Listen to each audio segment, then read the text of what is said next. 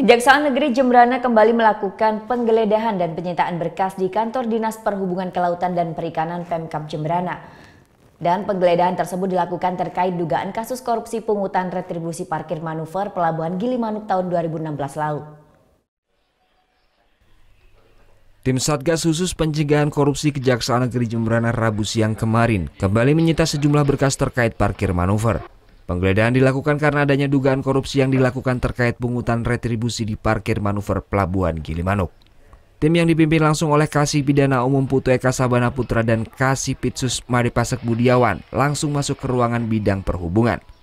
Sejumlah berkas terkait dugaan korupsi parkir manuver Gilimanuk diperiksa dan diminta tim untuk mendukung bukti. Selain di kantor Dinas Perhubungan, tim juga menggeledah kantor parkir manuver di Pelabuhan Gilimanuk. Kami juga ada tim lain yang melakukan penggeledahan di terminal manuver Gilimanuk yang sudah juga melakukan penggeledahan dan penyitaan juga di sana.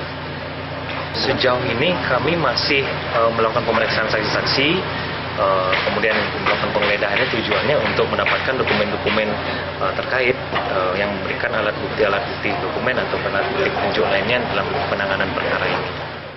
Sementara itu, menurut Kepala Dinas Perhubungan Kelautan dan Perikanan Pemkab Jembrana, membenarkan adanya penggeledahan dari Kajari Jembrana. Namun dugaan korupsi retribusi di parkir manuver Pelabuhan Gilimanuk belum diketahuinya. Itu dikarenakan pada tahun 2015 Dinas Perhubungan belum mengelola parkir manuver Gilimanuk. Saat itu pengelolaan parkir manuver Gilimanuk berada di bawah Perusda Kabupaten Jembrana. Nah, mengenai laporan tahun 2016 itu sepenuhnya sih sebenarnya ada di dinas yang lama. Cuman sekarang masih dikonfirmasi terkait dengan beberapa dokumen-dokumen yang perlu diklarifikasi untuk kejelasan terkait dengan keberadaan terminal manuver. Kasus dugaan korupsi ini mencuat setelah munculnya perbedaan laporan antara pendapatan dan jumlah kendaraan yang keluar Bali. Diduga akibat dugaan korupsi ini, Kabupaten Jembrana mengalami kerugian ratusan juta rupiah. Putu Wijana melaporkan untuk NET.